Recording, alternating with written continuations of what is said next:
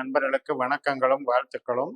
இந்த பதிவு சிம்ம லக்ன நண்பர்களுக்கு 7 நாட்களுக்கான பலன். ஜனவரி 13 முதல் ஜனவரி 19 வரை, சனிக்கிழமை முதல் வெள்ளிக்கிழமை வரை. நம்மளுடைய லக்னத்திற்கு எத்தனாம் இடத்துல சந்திரன் பயணிக்க தொடங்குகிறாரோ, அந்த வார முடிவில் 7 நாட்களுக்கு பிறகு எந்த ராசியில எந்த நட்சத்திரத்துல பயணிக்கிறாரோ அதை வைத்து சொல்லக்கூடிய முறையில இந்த பலன்கள். இப்ப சிம்ம லக்னத்துக்கு கிரக நிலைகள் அப்படின்னு பார்க்கும்போது, தை 1ஆம் தேதி, அதாவது ஜனவரி 14 இருந்து பார்த்தீங்கன்னா உங்களுக்கு சூரியன் 6ஆம் இடத்துல இருப்பாரு. செவ்வாய் புதன் இந்த 2 கிரகமும் தனுசு ராசியில இருக்காங்க. ஜனவரி 19ஆம் தேதி விருச்சிக ராசியில இருக்கிற சுக்கிரன் தனுசு ராசிக்கு அவரும் மாறிடுவாரு. அதாவது 4ஆம் இடத்துல இருக்கிற சுக்கிரன் 5ஆம் இடத்துக்கு மாறிடுவாரு. 5ஆம் இடத்துல செவ்வாயும் புதனும் இருக்காங்க. 7ஆம் வீட்டுல சனி கண்டக சனியா இருக்காரு. 8ஆம் வீட்டுல ராகு இருக்காரு. 9ஆம் வீட்டுல குரு இருக்கு. 2ஆம் வீட்டுல கேது இருக்கு. இப்படிப்பட்ட கிரக நிலைகள்ல இந்த வாரத்துல முதல் நாள் தொடங்குறது திருவோண நட்சத்திரம். மகர ராசியில சந்திரனுடைய நட்சத்திரத்திலே போறதுனால சுப செலவுகள் நடக்கும். வேலைக்கு சாதகமா இருக்கும். வேலையில பிரயாணங்கள் ஒரு அலைச்சலை கொடுத்தாலும் கூட அது ஆதாயமாக அலைச்சலாக இருக்கும். உணவு, உடை, மருந்து, உற்பத்தி சார்ந்த தொழில்கள், எல்லா விதமான சர்வீஸ் எல்லாத்துக்குமே நல்லது. ஜனவரி 14 ஞாயிற்றுக்கிழமை அன்னைக்கு சதை நட்சத்திரம் காலையில 10:22 மணி முதல் சதை நட்சத்திரம். இப்ப இந்த சனிக்கிழமையில திருவோண நட்சத்திரம் நண்பகல் வரைக்கும் தான், 12:50 வரைக்கும் தான். அதுக்கப்புறம் பார்த்தீங்கன்னா அவிட்ட நட்சத்திரம், செவ்வாயினுடைய நட்சத்திரம். செவ்வாயும் நமக்கு சாதகமாக இருக்கிறதுனால அவர் கேது நட்சத்திரத்தில் உட்கார்ந்து, கேது 2ஆம் வீட்டில் இருக்கிறதுனால நம்மளுடைய செயல் திட்டங்கள், நம்மளுடைய முயற்சிகள் எல்லாத்துலேயுமே ஒரு பண வரவு, தொழில் வளர்ச்சியை கொடுக்கும்.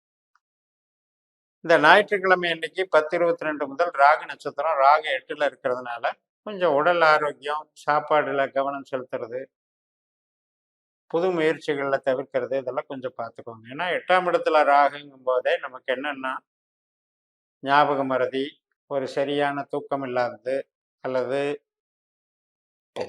உறவுகள்ல அண்டர்ஸ்டாண்டிங் இருக்காது. இப்ப நம்ம ஒண்ணு பேச போய் அவங்க ஒண்ணு மாதிரி அர்த்தத்தை அனர்த்தம் பண்ணிக்கிறது. அதனால அவங்க காயப்படுற மாதிரி இருக்கும்போது நமக்கு அது டென்ஷன் ஆகும். அப்ப கொஞ்சம் பேச்சுகள் வழக்குகள்ல கவனம் செலுத்தணும். திங்கட்கிழமை அன்னைக்கு ஜனவரி 15 பூரட்டாதி நட்சத்திரம். காலையில 8 மணியிலிருந்து குருவனுடைய பூரட்டாதி நட்சத்திரம். குரு நமக்கு பாக்கியஸ்தானத்துல அஸ்வினி நட்சத்திரத்துல இருக்கிறதுனால, கேது நட்சத்திரத்துல இருக்கிறதுனால நம்முடைய ஒரு எதிர்பார்ப்பு, குடும்ப சுகம், குழந்தைகள் நலம், கணவன் மனைவி உறவு எல்லாத்துலேயுமே ஒரு ஆதாயம் தென்படும். ஒரு அளவுக்கு மகிழ்ச்சி கிடைக்கும். ஒரு நல்ல விதமாக அன்றைய நாள் உங்களுக்கு ஒரு திருப்திகரமாக கொண்டு போகும். செவ்வாய்க்கிழமை இன்னைக்கு ஜனவரி 16 உத்திரட்டாதி நட்சத்திரம். கும்பராசியில் இருக்கிற சந்திரன் மீனராசிக்கு போயிடுறாரு. 7ஆம் இடத்துல இருக்கிற சந்திரன் 8ஆம் இடத்துக்கு போயிடுறாரு. ஆனா உத்திரட்டாதி நட்சத்திரத்துக்கு அதிபதியான சனி 7ஆம் வீட்டில் தான் இருக்காரு. அதனால 8ல் சந்திரன் வந்துட்டாருன்னு நமக்கு பெருசா பயப்பட வேண்டியதில்லை.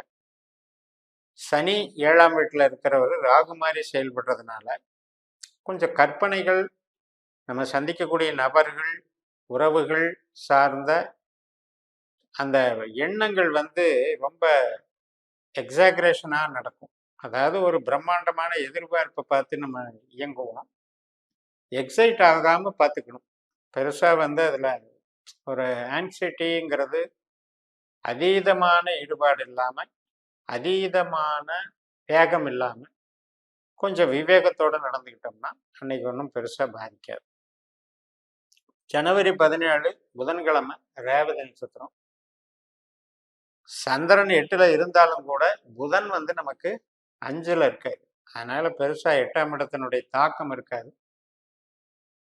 குழந்தைகள் நலம், புதுசா திருமணத்துக்கு முயற்சிகள் பண்றது மற்றும் சுபகாரியங்கள், கம்யூனிகேஷன் லைனு, சாஃப்ட்வேரு, வேற கலை சார்ந்த துறைகள், எஜுகேஷன் சம்மந்தப்பட்ட துறைகள், அனைத்து விதமான ட்ரேடிங்கு, ஷேர் மார்க்கெட்டு இது சம்மந்தப்பட்டதுலையும் வேலை செய்யும். நல்லாயிருக்கும்.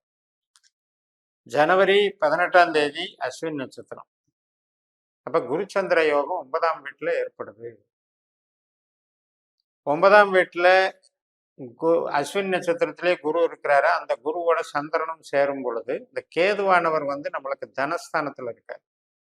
இப்போ கமிஷன் வகையில் எதிர்பார்க்கறது, பூர்வீகம் சார்ந்த பண வரவு, பூர்வீகம் சார்ந்த பொருள் வரவு,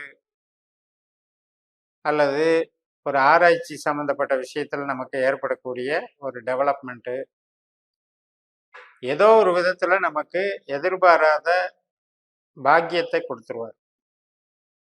ஒரு ப்ரொமோஷன் மாதிரி, அல்லது ஒரு அங்கீகாரம், ஒரு புகழ், நம்முடைய தனித்திறமைகள் வெளிப்படக்கூடிய வகையில் அது வேலை செய்யும். இந்த நாள் நமக்கு குருச்சந்திர யோகமாக இது செயல்படும். கேதுவனுடைய ஆதிக்கத்தில் நம்மளுடைய தனாதிபதி லாபாதிபதியான புதனும் இருக்கிறது இன்னும் சிறப்பு. அவர் மூல நட்சத்திரத்தில் இருக்காங்க புதன்.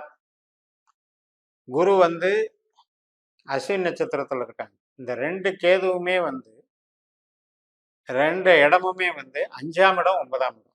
அப்படிங்கிறது என்னன்னா ஒரு கிஃப்ட் மாதிரி, ஒரு இறையருள் நமக்கு கிடைச்ச மாதிரி, பூர்வ புண்ணியம்னு சொல்றோம் இல்லையா, ஒரு நல்ல பலம், அதாவது ஒரு பெரிய ஆசீர்வாதம் கிடைச்ச மாதிரி. அதனால இந்த நாளை நீங்க நல்லா பயன்படுத்திக்கோங்க. ஜனவரி 19ஆம் தேதி பரணி நட்சத்திரம், சுக்கிரனுடைய நட்சத்திரம். சந்திரன் மேசராசியில சுக்கிரன் மாதிரி செயல்படுறார். சுக்கிரன் கேது நட்சத்திரத்துல நமக்கு 5ஆம் இடத்துல இருக்காரு. கேது 2ஆம் இடத்துல இருக்கிறதுனால குழந்தைகளுக்கான ஒரு வளர்ச்சி, நம்ம போடக்கூடிய திறமைகள் இருக்கு இல்லையா, நம்மளுடைய திட்டங்கள், செயல் திட்டங்கள், அதுக்கான ஒரு அங்கீகாரம், பணவரவு, தொழில் பலம், இதெல்லாமே சிறப்பாக இருக்கும். இந்த நாளில் ஓரளவுக்கு மூளை உழைப்பு சார்ந்த ஒரு நன்மைகள் ஏற்படும். அதே மாதிரி உற்பத்தி சார்ந்த துறையில் இருக்கவங்களுக்கும் அந்த கேதுவுனால நமக்கு என்ன ஏற்படும்னா மார்க்கெட்டிங் ஸ்ட்ராட்டஜி இம்ப்ரூவ் ஆகும். ஒரு புதிய கஸ்டமர் கிடைக்கிறது, அல்லது அதுக்காக ஒரு மீட்டிங் போடுறது, புதிய வகை செயல் திட்டங்களை நீங்கள் ஒரு டிஜிட்டல் மார்க்கெட்டிங் ஆகட்டும், புதிய வகை அணுகுமுறைகளை கையாளக்கூடிய யுத்திகள் இன்னைக்கு கைக்கு கிடைக்கும். ஸோ இப்படி இந்த சிம்ம லக்னத்துக்கு 7 நாளுக்கு 7 நட்சத்திரங்களா பலன் கொடுத்தாலும் நம்மளுடைய ஜனன ஜாதகப்படி நீங்கள் உபநட்சத்திரம் என்னன்னு தெரிஞ்சுக்கணும். 12 பாவத்துக்கும் உபநட்சத்திரத்தை கண்டுபிடிச்சிட்டு இந்த பலன்களை எல்லாம் இன்னும் கொஞ்சம் டெப்தா பார்த்து அடாப்ட் பண்ணீங்கன்னா கேட்குற கேள்விக்கு உங்களுக்கு பதில் கிடைக்கும். நமக்கு அந்த உபநட்சத்திரம் தான் நம்ம விதியை தீர்மானிக்குதுங்கிறத இந்த ஜோதிடம் உணர்த்துகிறது என்று கூறி நிறைவு செய்கிறேன். இந்த சேனலை சப்ஸ்கிரைப் பண்ணி ஷேர் பண்ணுங்க. உங்கள் தனிப்பட்ட ஜாதக பலன்களை என்னுடைய வாட்ஸ்அப் நம்பரில் தொடர்பு கொண்டு பலன் பெறுங்கள். உங்களிடமிருந்து விடைபெறுகிறேன். உங்கள் ஜெயம் எஸ். நன்றி, வணக்கம்.